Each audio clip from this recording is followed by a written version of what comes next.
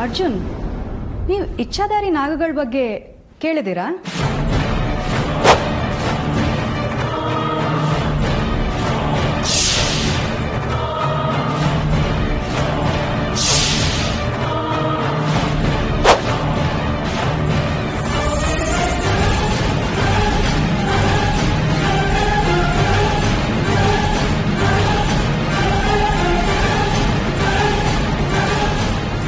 Mini ಅವರೇ, ಹೀಗೆ ಹೇಳ್ತೀನಿ ಅಂತ ತಪ್ಪಾಗಿ ತಿಳ್ಕೊಬೇಡಿ. ಮೊದಲೇ ಈ ಮನೆಗೆ ನಾಗಶಾಪ ಇದೆ. ಮನೇಲಿ ಯಾರಿಗೂ ಹಾವುಗಳ ಬಗ್ಗೆ ಮಾತಾಡೋದು, ಈ ರೀತಿ ಊಹಾಪೋಹಗಳ ವಿಚಾರಗಳನ್ನ ಮಾತಾಡೋದು ಇಷ್ಟ ಆಗಲ್ಲ. ನೀವು ಸುಮ್ಮನೆ ಹಳೆ ಗಾಯನ ಕೆದ್ಕೋ ಪ್ರಯತ್ನ ಮಾಡ್ತಾ ಇದ್ದೀರಾ ಅಂತ ಅನ್ಸುತ್ತೆ. ಈ ಮಾತುಗಳ ಅವಶ್ಯಕತೆ ಈಗಿಲ್ಲ. ಇವರು ಈಗ ತಾನೇ ಸ್ವಲ್ಪ ಚೇತರಿಸ್ಕೊತಾ ಇದ್ದಾರೆ. ದಯವಿಟ್ಟು ಇಂಥ ಮಾತುಗಳು ಬೇಡ ಈ ಮನೆಯಲ್ಲಿ. ಅರ್ಜುನ್ ಅವ್ರಿಗೆ ವಿಶ್ರಾಂತಿ ಅಗತ್ಯ ಇದೆ. ನಿಮಗೆ ಅರ್ಥ ಆಗುತ್ತೆ ಅಂತ ಅನ್ಕೋತೀನಿ. ಓ, ಐ ಆಮ್ ಸಾರಿ. ಅರ್ಜುನ್ಗೆ ಹಾವುಗಳಂದ್ರೆ ಆಸಕ್ತಿ ಅಂತಿದ್ರಲ್ಲ, ಅದಕ್ಕೆ. ನೋಡಿ, ಪದೇ ಪದೇ ನನಗೂ ಅದನ್ನ ಹೇಳೋದಕ್ಕೆ ಆಸಕ್ತಿ ಇಲ್ಲ. ಹೇಳಿಸ್ಕೊಳ್ಳೋದಿಕ್ಕೆ ನಿಮಗೂ ಇಷ್ಟ ಇಲ್ಲ ಅಂತ ಅನ್ಕೋತೀನಿ. ನೀವೀಗ ಸಾರಿ ಅಮೃತ, ನನ್ನ ಮಾತಿಂದ ನಿಮಗೆ ನೋವಾಗಿದ್ರೆ ಕ್ಷಮಿಸಿ.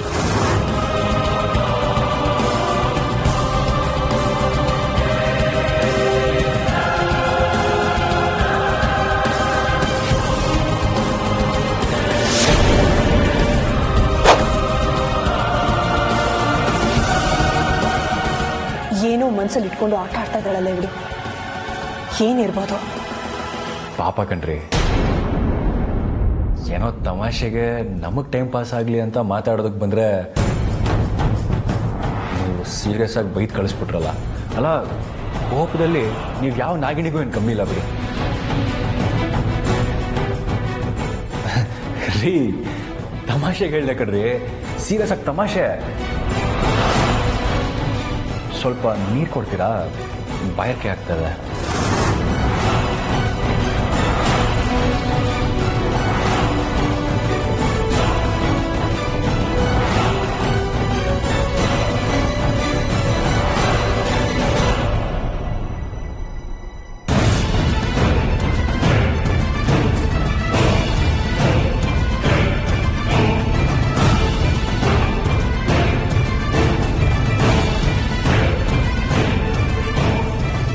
ಹಾವುಗಳ ಬಗ್ಗೆ ವಿಜ್ಞಾನ ಒಂಥರ ಹೇಳಿದ್ರೆ ಪುರಾಣಗಳು ಮತ್ತೊಂಥರ ಹೇಳುತ್ತವೆ. ನಾವು ಸೈಂಟಿಫಿಕ್ ಆಗಿ ನೋಡೋ ಹಾವುಗಳೇ ಬೇರೆ, ಪುರಾಣದಲ್ಲಿರೋ ಹಾವುಗಳೇ ಬೇರೆ. ಅದೇ ಈ ನಾಗಲೋಕ, ಇಚ್ಛಾಧಾರಿ ನಾಗಗಳು. ಅಷ್ಟೇ ಅಲ್ಲ, ಅವರಿಬ್ಬರಿಗೊಬ್ಳು ಮಗಳಿಗ್ಲಂತೆ, ಅಮೃತ ಅಂತ. ನಾನು ಅನ್ಕೊಂಡಿದ್ದು ಸರಿ. ಈ ಮಿನಿ ಸಾಮಾನ್ಯದವಳಲ್ಲ, ಏನೋ ಗಾಢವಾದ ರಹಸ್ಯನೇ ಇದೆ ಇವಳಲ್ಲಿ.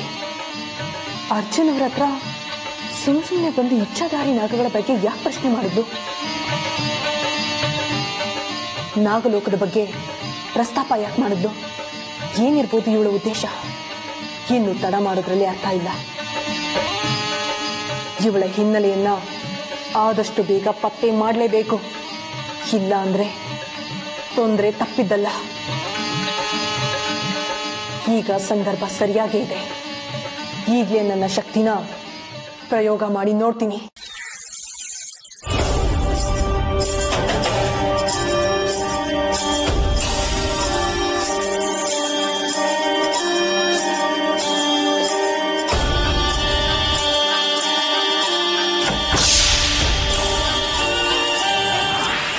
ಅಮೃತ, ಎಲ್ಲಿದ್ಯಮ್ಮ? ಒಂಚೂರು ನೀರು ತಂದು ಕೊಡ್ತೀಯಮ್ಮ ಕುಡಿಯಕ್ಕೆ?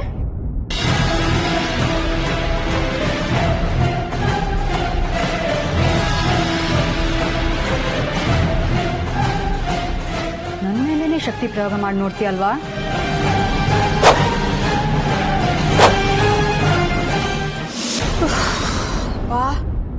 ಏನ್ ವಿಚಿತ್ರ ಅತ್ತೆಮ್ಮ, ಆಚೆ ಎಷ್ಟೇ ಮಳೆ ಬಂದ್ರು ಒಳಗ್ ಮಾತ್ರ ಎಷ್ಟಕ್ಕೆ ನೋಡಿ. ಅಮೃತ ನೀರ್ ತಗೊಂಡ್ ಬಾಮ್ಮ ಒಂದ್ ಗ್ಲಾಸು ಅಜ್ಜಿಗೆ. ತಂದೆ.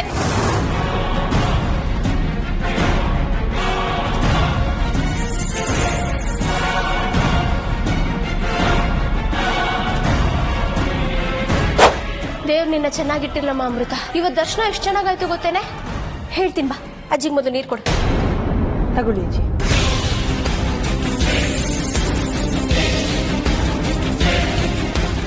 ಬೇಡ ಬೇಡ, ನನಗೆ ಈ ನೀರು ಬೇಡ.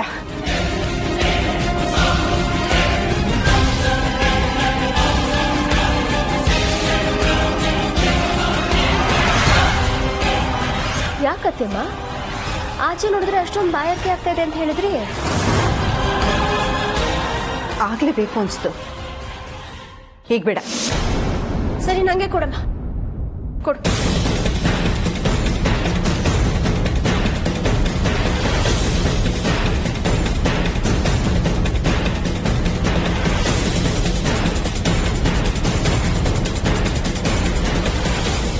ಅಮೃತ, ನೀನದೇನು ಕಣ್ಣ ಮುಚ್ಚಿಡ ಆಗ್ತಿದ್ಯಾ ಅಂತ ಇನ್ನು ಸ್ವಲ್ಪ ಹೊತ್ತಿನಲ್ಲೇ ಗೊತ್ತಾಗತ್ತೆ. ನೋಡ್ತಾ ಇರೋ, ನಿನ್ನ ಅಸಲಿ ಎತ್ತನ್ನ ಬಯಲ್ ಮಾಡೋದಕ್ಕೆ ಸಾಕ್ಷಾತ್ ಭೈರವ ಬಾಬಾನೇ ಮನೆಗೆ ಬರ್ತಾ ಇದ್ದಾರೆ. ನನ್ನ ಅನುಮಾನ ನಿಜ ಆಗಿದ್ರೆ, ನೀನೇ ಆ ನಾಗಿನೇ ಆಗಿದ್ರೆ, ನೀನಿಲ್ಲೇ ಭಸ್ಮ ಆಗೋಗ್ತೀಯ. ಇಲ್ಲ ಅಂದ್ರೆ ಉಳ್ಕೋತೀಯ. ಏನಾಗುತ್ತೋ ಆಗಲಿ, ಇವತ್ತೇ ಎಲ್ಲ ಬಗೆಹರಿಬೇಕು.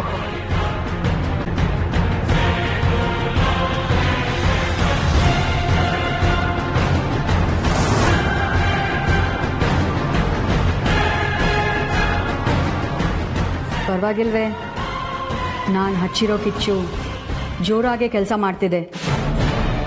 ಅಜ್ಜಿ ಮನಸ್ಸಲ್ಲಿ ಬಂದಿರೋ ಅನುಮಾನ ಅರ್ಜುನ್ ಮನಸ್ಸಲ್ಲೂ ಬರೋ ಹಾಗೆ ಮಾಡಿಬಿಟ್ರೆ ಅಲ್ಲಿಗೆ ನಾನು ಅಂದ್ಕೊಂಡಿದ್ದನ್ನು ಸುಲಭವಾಗಿ ಸಾಧಿಸ್ಬೋದು. ಆ ಗಳಿಗೆಗೆ ಕಾಯ್ತಾ ಇದ್ದೀನಿ. ಅದು ಸದ್ಯದಲ್ಲೇ ಆಗುತ್ತೆ. ಏನ್ರಿ ಹೇಮಾ, ಅವಾಗಿಂದ ಹುಡುಕ್ತಾ ಇದ್ದೀನಿ. ಎಲ್ಲಿ ಹುಡುಗೋಗಿದ್ದೆ ನೀನು? ಅಲ್ಲ, ಹೊಸ ಬಟ್ಟೆಯಲ್ಲಿ ಇಟ್ಟಿದ್ದೆ ನೀನು, ಕಾಣ್ತಾನೆ ಇಲ್ಲ. ಅಬ್ಬಾ, ಹೆಂಡತಿ ಒಂದ್ ನಿಮಿಷ ಕಣ್ಮುಂದೆ ಕಾಣ್ಲಿಲ್ಲ ಅಂದ್ರೆ ಪ್ರಪಂಚನೇ ಅಲ್ಲೋಲ ಕಲ್ಲೋಲ ಮಾಡ್ಬಿಡ್ತಿರಲ್ಲ ನೀವು.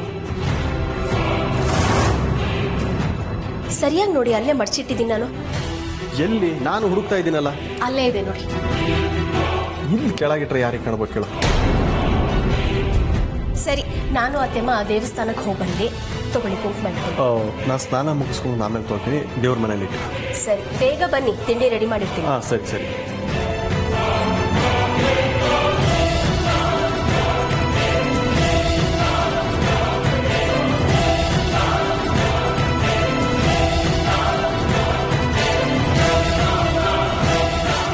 ಇದೇ ಸರಿಯಾದ ಸಮಯ. ಕೋಣೆಯಲ್ಲಿ ಯಾರೂ ಇಲ್ಲ. ಇವನು ಸ್ನಾನ ಮುಗಿಸಿ ಬರೋದ್ರೊಳಗೆ ನಾಗಮಣಿ ಎಲ್ಲೇ ಇದ್ರೂ ಹುಡುಕಿ ತಗೊಂಡು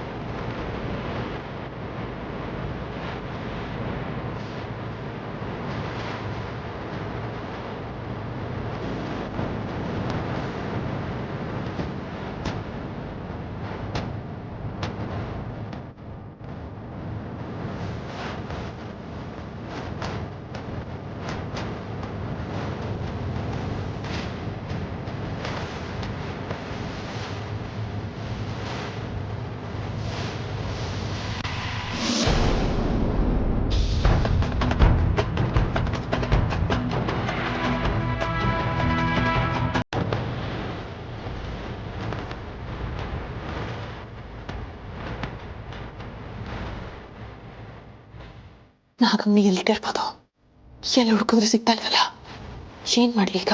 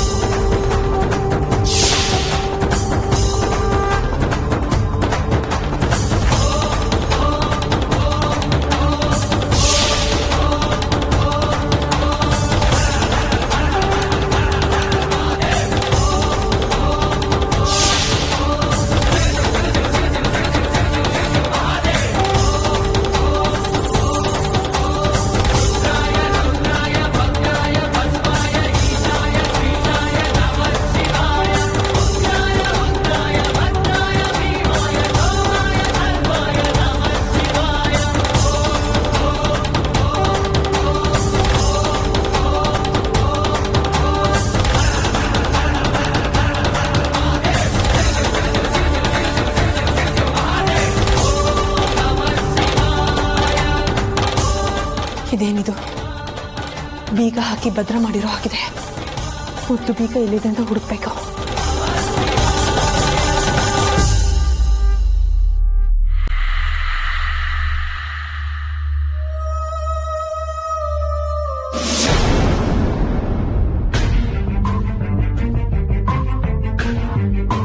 ಛೇ, ಇವತ್ತು ಯಾಕೋ ತಲೆನೇ ಓಡ್ತಾ ಇಲ್ಲ ನನಗಂತೂ.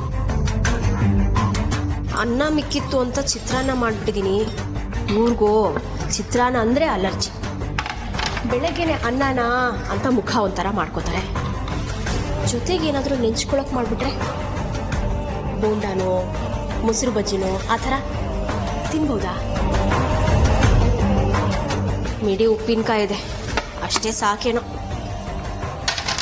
ಎಷ್ಟು ಅಂತ ಮಾಡ್ತಾ ಇರೋದು.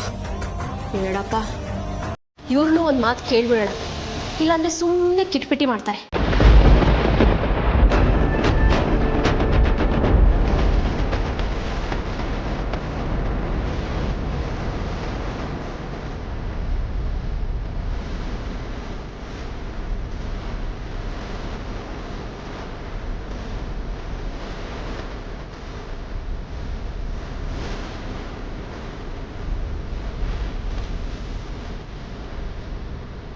ಬೇಗದ ಕೈಲಿದೆ.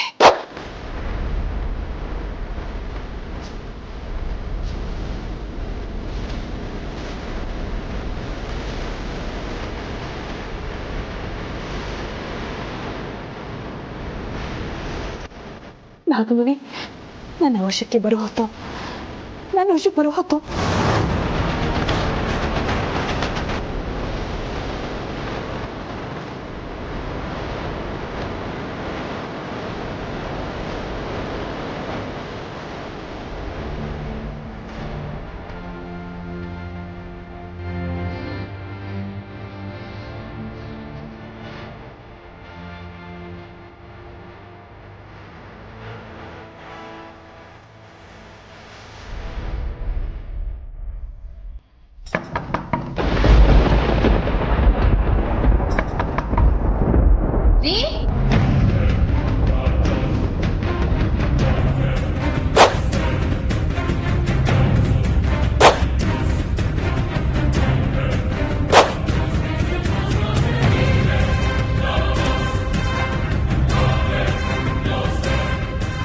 ಇದೇನಿದು ಅತ್ತೆ ಬತ್ತಿರೋ ಹಾಗಿದೆ. ಈಗೇನ್ ಮಾಡ್ಲಿ?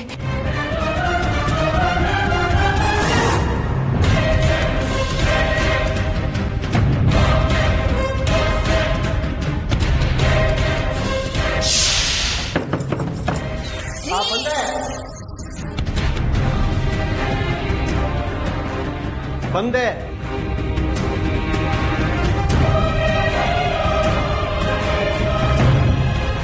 ಈ ಬಾಗ್ಲು ಯಾಕೆ ಹಾಕೊಂಡಿದ್ದೀರಾ? ಯಾರು ಬರ್ತಾರೆ ಅಷ್ಟಕ್ಕೂ? ನಾನು ಹಾಕ್ಲಿಲ್ಲ ಹೇಮಾ, ಹೋಗ್ತಾ ನೀನು ಹಾಕೊಂಡು ಹೋದೇನೋ ಅಂತ ಅಂದ್ಕೊಂಡೆ ನಾನು. ಇಲ್ಲಪ್ಪ, ನಾನು ಯಾಕೆ ಹಾಗೆ ಮಾಡ್ಲಿ? ಯಾರು ಹಾಕಿದ್ರು ಹಾಗಾದ್ರೆ? ಗಾಳಿಗೇನಾದರೂ ಹಾಕೊಳ್ತಾ? ಏನಪ್ಪ?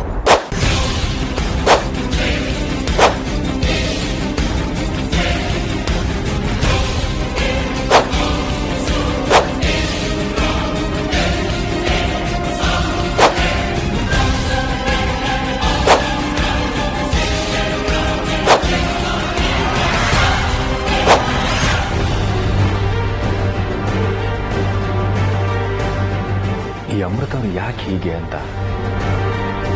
ಕೆಲವೊಂದ್ಸತಿ ಅವ್ರನ್ನ ಅರ್ಥನೇ ಮಾಡ್ಕೊಳ್ಳೋದಕ್ಕಾಗಲ್ಲ. ಒಂದು ಕ್ಷಣ ಇರ್ತಾರೆ, ಇನ್ನೊಂದು ಕ್ಷಣ ಇರೋದಿಲ್ಲ. ಇವಾಗ ನನ್ನ ಜೊತೆ ಇರೋದಕ್ಕಿಂತ ನನ್ನ ಒಂಟಿ ಮಾಡಿ ಹೋಗೋದ್ರಲ್ಲೇ ಸಂತೋಷ ಅನ್ಸುತ್ತೆ.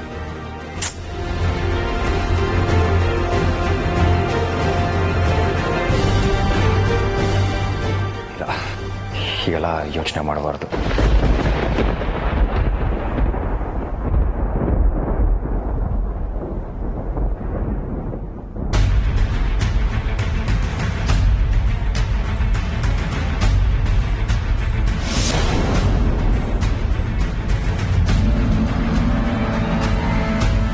ವಿನಯವರೇ, ಏನು ಇದ್ದಕ್ಕಿದ್ದ ಹಾಗೆ ಈ ಕಡೆ ಬಂದಿದ್ದೀರಾ? ಏನಿಲ್ಲ, ಹಾಗೆ ಸುಮ್ಮನೆ ಬಂದೆ. ಏನದು ಕೈನಲ್ಲಿ? ಬುಕ್. ನಿಮಗೆ ಓದೋ ಅಭ್ಯಾಸ ಬೇರೆ ಇದೆಯಾ? ತುಂಬ ಇಂಟ್ರೆಸ್ಟಿಂಗ್ ಅನ್ನೋ ಸಮ್ ಬುಕ್ ಸೆಲೆಕ್ಟ್ ಮಾಡ್ಕೊಂಡು ಓದ್ತೀನಿ. ಆದರೆ ನಾನು ಬುಕ್ ವಾಮ್ ಅಲ್ಲ. ನಿಮ್ಮನ್ನು ನೋಡಿದ್ರೆ ಗೊತ್ತಾಗುತ್ತೆ ನೀವು ಬುಕ್ ವಾಮ್ ಅಲ್ಲ ಅಂತ. ಅದು ಸರಿ, ಅಂಥ ಇಂಟ್ರೆಸ್ಟಿಂಗ್ ಏನಿದೆ ಈ ಬುಕ್ಕಲ್ಲೇ? ನೀವು ಈ ಇಚ್ಛಾಧಾರಿ ನಾಗಗಳ ಬಗ್ಗೆ ಕೇಳಿದ್ದೀರಾ?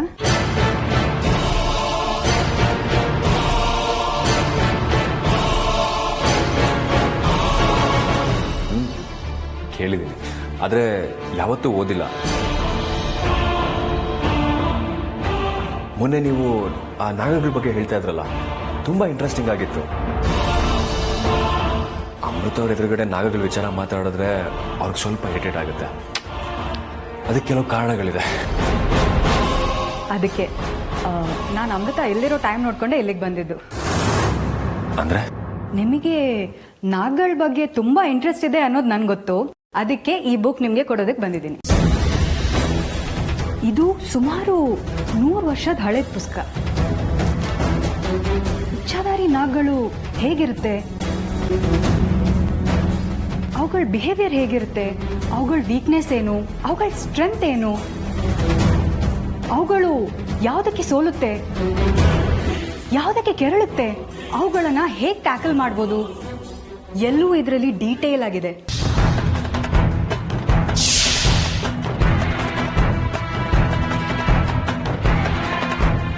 ಅವು ನಾಗಗಳು ಅನ್ನೋದು ಸಹ ಕಂಡುಹಿಡಿಬೋದಾ? ಖಂಡಿತವಾಗ್ಲೂ ಕಂಡುಹಿಡಿಬಹುದಂತ ಈ ಪುಸ್ತಕದಲ್ಲಿದೆ. ಆದ್ರೆ ಅದು ನಿಜ ಇದ್ರೂ ಇರ್ಬೋದು. ಒಟ್ನಲ್ಲಿ ಈ ಪುಸ್ತಕ ಓದ್ಬೇಕಾದ್ರೆ ಖುಷಿ ಸಿಗೋದಂತೂ ಗ್ಯಾರಂಟಿ. ನಾ ಹೊರಡ್ತೀನಿ. ಅರೆ ಇರೋ ನಿಮಿಷ. ಅಯ್ಯೋ, ಈ ಪುಸ್ತಕ ನಾನೇ ನಿನ್ ಕೊಟ್ಟಿರೋದಂತ ಅಮೃತ ಅವ್ರಿಗೆ ಗೊತ್ತಾದ್ರೆ ನಾನು ಅಟ್ಟಿಸ್ಕೊಂಡು ಬರ್ತಾರಷ್ಟೇ.